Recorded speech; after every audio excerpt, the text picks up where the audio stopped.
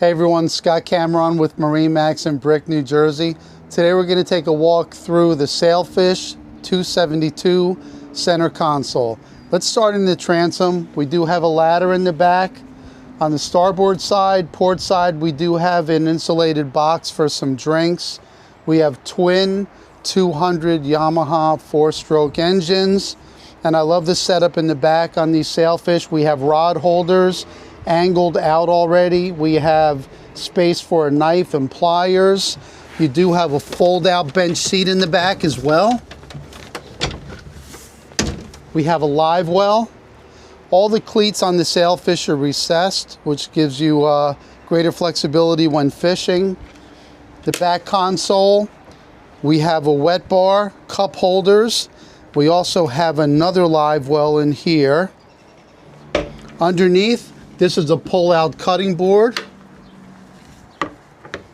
And we have tackle storage, 2 big drawers for tackle storage. Also have a dive door on this model.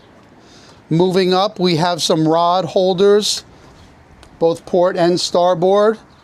And we'll move to the helm area.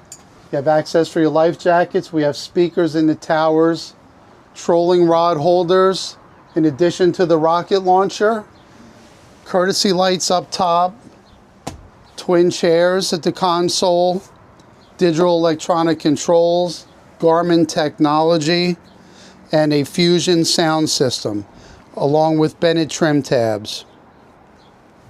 And then we can move forward here. Do have a nice spacious head area here, and there's where your dive ladder is stored for the dive door. All the bow rails moving forward you're going to see are recessed, which again is wonderful for fishing. And in the front, we have 1, 2, 3 insulated boxes. Great seating in the front. These backrests can be up or down, depending on whether you're fishing or cruising. We also have a windlass anchor in the front with the control as well. Plenty of cup holders, rod holders all around this boat.